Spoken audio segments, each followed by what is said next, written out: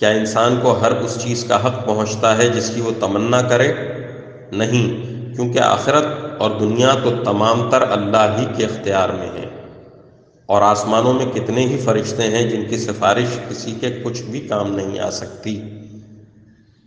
अलबत्ता उसके बाद ही काम आ सकती है कि अल्लाह जिसके लिए चाहे इजाज़त दे दे और उस पर राज़ी हो जाए। जो लोग आखिरत पर ईमान नहीं रखते वो फरिश्तों को ज़नाने नामों से याद करते हैं, हालांकि उन्हें इस बात का ज़रा भी इल्म नहीं है।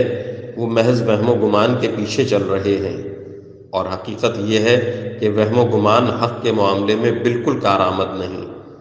लिहाजा ए पैगंबर सल्लल्लाहु अलैहि वसल्लम, तुम ऐसे आदमी की फ़िक्र न करो जिसने हमारी नसीहत से मुंह मोड़ लिया है और दुनियावी ज़िंदगी के सिवा वो कुछ और चाहता ही नहीं।